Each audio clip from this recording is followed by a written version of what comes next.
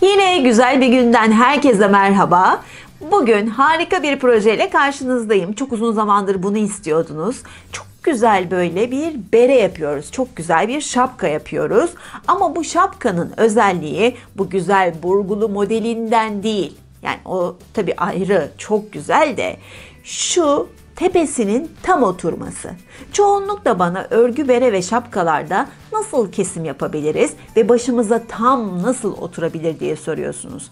Bu yöntemi öğrendiğinizde herkese, bebeğinize, çocuğunuza, kendinize rahatlıkla bundan sonra tam başınıza oturan şapkalar, bereler yapabileceksiniz. Anlatımda size birazcık zor geliyor gibi görünebilir. Böyle birazcık hesap kitap yapacağız gibi gelebilir. Ama tabii ki ben yaparsam nasıl yaparım? En kolayını yaparım. İnanın bana aslında çok kolay. Hele elinize şişe alıp da örmeye başladığınızda söylediğim gibi gerçekten çok kolaymış diyeceğiniz bir model. Hadi yapımına başlayalım. Ne kadar kolay olacağını kendiniz karar verin. 100 gramlık bir ipim var. 100 gram 300 metre. 4 numarada şiş kullanılması gerekiyormuş. O yüzden ben de 4 numara şiş kullanacağım. Şimdi bir yetişkin için 96 ilmek bu ölçülerdeki bir yün ve şiş numarası için yeterli. Kime yapmak istiyorsanız ki bu bereyi herkese uygulayabilirsiniz. Baş çevresini ölçün ve ona göre ilmek atın. Şimdi bu 96 ilmeğimi 4 sıra düz örgü öreceğim.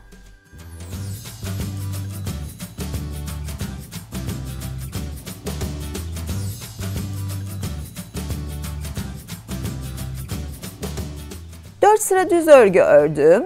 Şimdi tersini çeviriyorum. Ters örmem gerekirken şimdi burada 4 sırada düz örgü öreceğim. Yani arkadan bakıldığında da 4 düz, 4 ters gidecek. Diğer taraftan bakıldığında da 4 ters, 4 düz gidecek. Şimdi iyice ortaya çıktı. 4 düz ördük. Buraya çevirdiğim zaman da ne oluyor? 4 ters oluyor. 4 düz oluyor.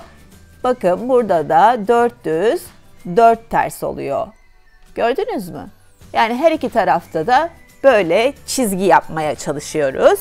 Şimdi 4 sıra ters olmak üzere tersleri sayarsak boğumlar hani böyle 6 tane boğum olana kadar böyle 4 sıra düz, 4 sıra ters örgü olarak örüyorum.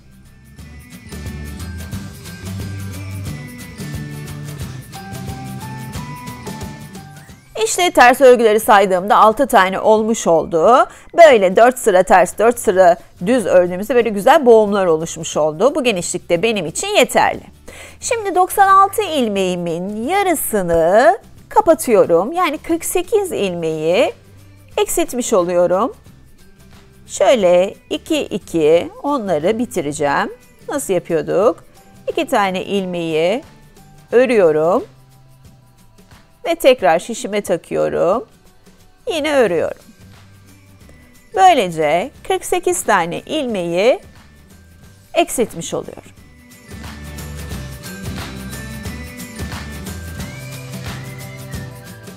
...48 tane ilmeği eksilttim.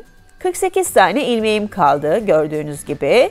Şimdi ters örgüdeydim. Düz örgü olarak sıranın sonuna kadar örüyorum.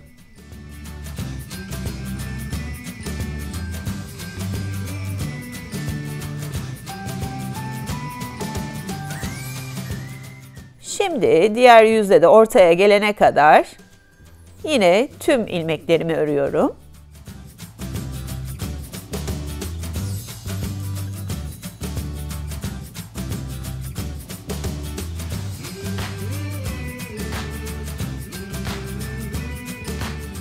Şimdi şapkamızın o güzel burgusunu vereceğiz. O böyle havalı burguyu. Şunu yukarı doğru çevirdiğimizde bakın burgu oluştu bile. Ne yapıyoruz şimdi? Buradan 48 tane eksilttiğimiz ilmeği tekrar çıkartıyoruz. İlmek çıkartmayı birçok yerde yapmıştık. Çok kolay biliyorsunuz. Şöyle ilmeklerin tepelerinden, deliklerden batıp ipimi çektiğimde ilmeğimi çıkartmış oluyorum. Şimdi o eksiltmiş olduğum 48 tane ilmeği çıkartıyorum.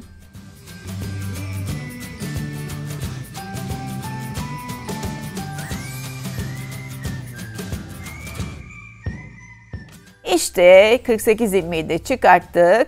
Bakın burgumuz harika bir şekilde oluştu. Şimdi 96 ilmeği yine çıktı ve 96 ilmeğimi tekrar düz örgü olarak örüyorum.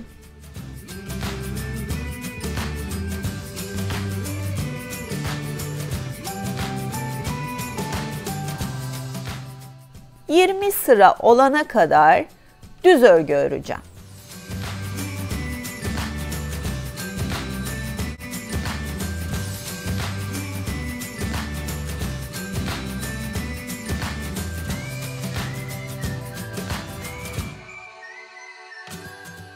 ...20 sıra oldu. Ters tarafından böyle sayarsanız sıraları sayabilirsiniz. Şöyle ölçüde vermem gerekirse de tam tamına 7 santim. 7 santim uzunluğunda ördüm. Şimdi eksilteceğiz. Ama o kadar güzel eksilteceğiz ki eşit bir şekilde eksilteceğiz. Tam böyle cuk diye kafamıza oturacak. O yüzden böyle kağıt üzerinde size göstermek istiyorum. Çok daha net anlayacaksınız. 96 tane ilmeğimiz vardı. Şimdi bu 96 ilmeği eşit parçalara böleceğiz. Tam 4 eşit parçaya böleceğiz. 12 tane öreceğiz. 12 ilmeği ördükten sonra 3 tane ilmek eksilteceğiz. 20 tane ilmek öreceğiz. 20 ilmeği ördükten sonra 3 tane ilmeği eksilteceğiz. Yine 20 ilmek öreceğiz. Şöyle 3 tane daha eksilteceğiz. 20 ilmek öreceğiz. 3 tane daha eksilteceğiz. Bu eksiltmeler harika gözükecek. Şapkaya bir de model katacak. Ve sondan da 12. 12 başları toplarsanız 22 tane de dikiş payı. Hepsini topladığınızda da 96 ilmek. Şimdi bu eksilttiğimiz yerler o kadar güzel model oluşturacak ki hem şapkaya model olacak hem de kafamıza tam oturacak. Harika bir model. Herkese uygulayabilirsiniz. Klasik, harika bir bere şapka modeli. Şimdi 12 tane ilmeğimi örüyorum.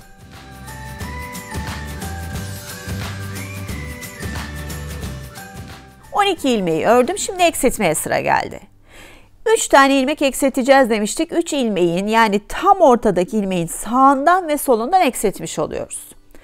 2 tane ilmeği çaprazdan düz örer gibi alıyorum. Şöyle yönünü değiştiriyorum. Bunu neden yapıyorum? Çünkü ortada çok güzel bir zincir oluşacak. Şimdi 3 ilmeği beraber alıyorum, arkadan örüyorum.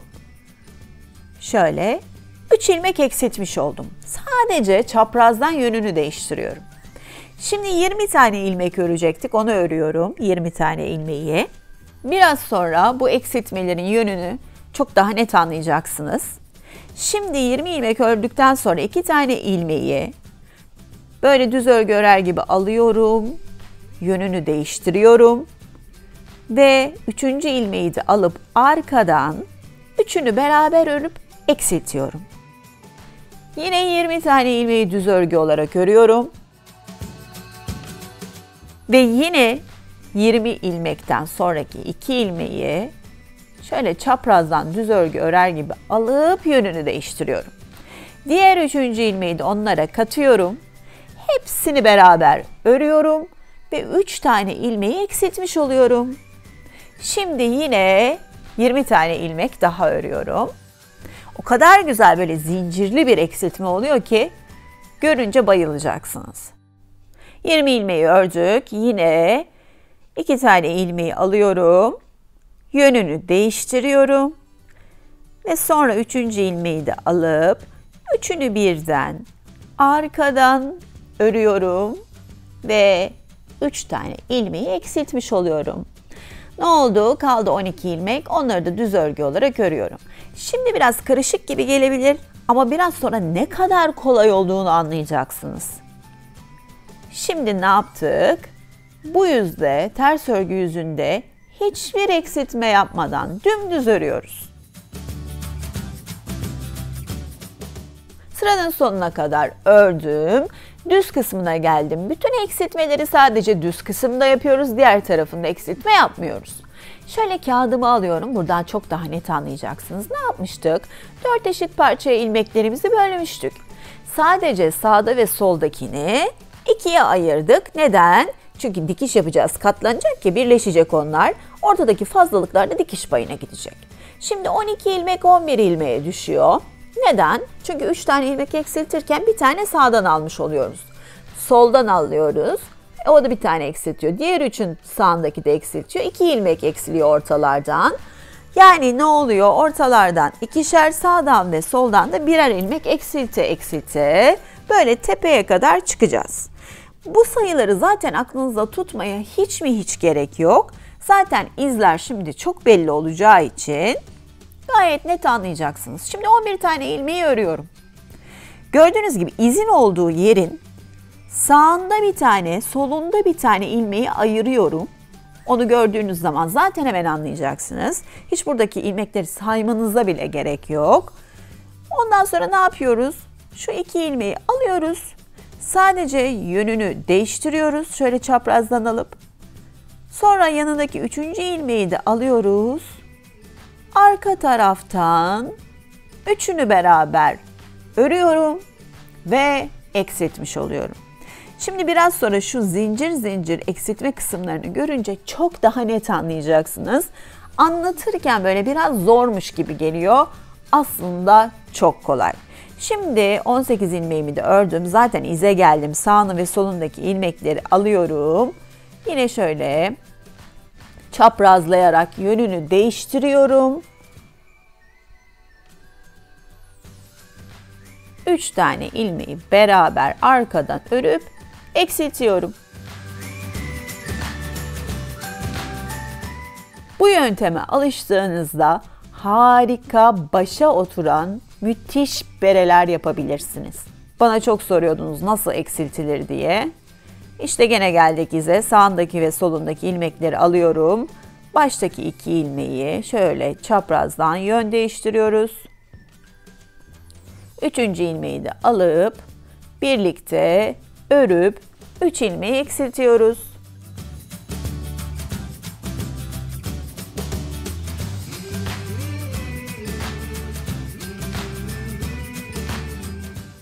...18 ilmek daha ördük.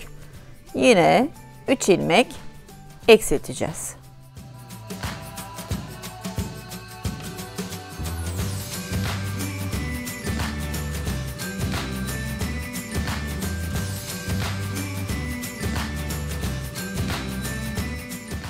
Kalan 11 ilmeği de ördüm. Diğer yüzde hiçbir şey yapmıyoruz. Hepsini dümdüz ters örgü olarak örüyoruz. Sadece eksiltmeler düz yüzde.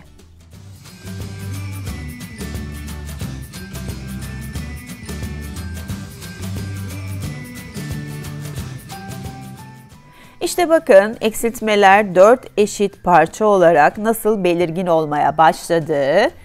Zaten buralara geldiğinizde eksilteceksiniz. Bakın zincir o kadar güzel duruyor ki. İşte o zincirin sağında ve solundaki ilmeği alıyorsunuz. Sadece yönünü değiştirip üçünü beraber örüyorsunuz. Şimdi ilmek hesabına bir daha geçelim. Başlardan birer ilmek eksiliyor.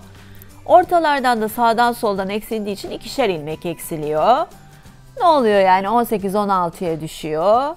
Başta ve soldakiler de birer ilmek düşüyor. Bunları böyle hesap ede sonuna kadar gideceğiz ama izleri de takip ettiğinizde bu sonuca varabilirsiniz. 8 ilmek kalana kadar yani tüm çizgilerin ilmekleri kalana kadar ki çizgileri görüyorsunuz harika zincirler oluştu. 8 ilmek kalana kadar eksilttik. Şimdi diğer ters yüzünde bu 8 ilmeği de sıfırlayacağız. Ne yapıyorum? 3 ilmeği beraber örüp eksiltiyorum.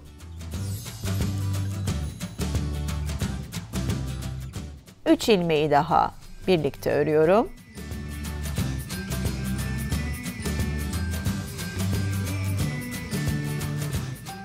Kalan 2 ilmeği de eksiltiyorum. Ve şimdi 3 ilmeği de birlikte örüp hiç ilmek bırakmıyoruz. Şöyle hepsini eksiltmiş oluyoruz. Ve şimdi dikecek kadar da şöyle ipliği bırakıyorum.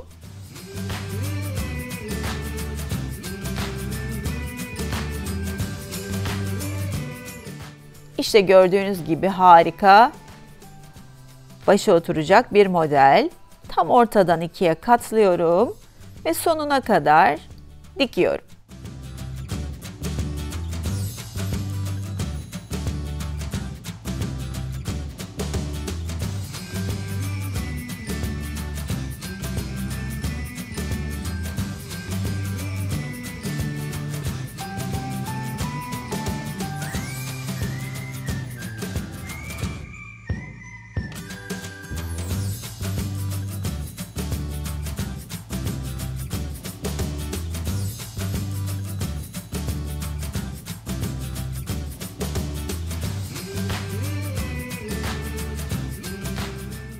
İşte gördüğünüz gibi çok güzel, tam başı oturan, böyle kesimiyle de kendinden böyle değişik bir model oluşturan harika bir şapka yaptık. Umarım beğenmişsinizdir. Yorumlarınızı sabırsızlıkla bekliyorum.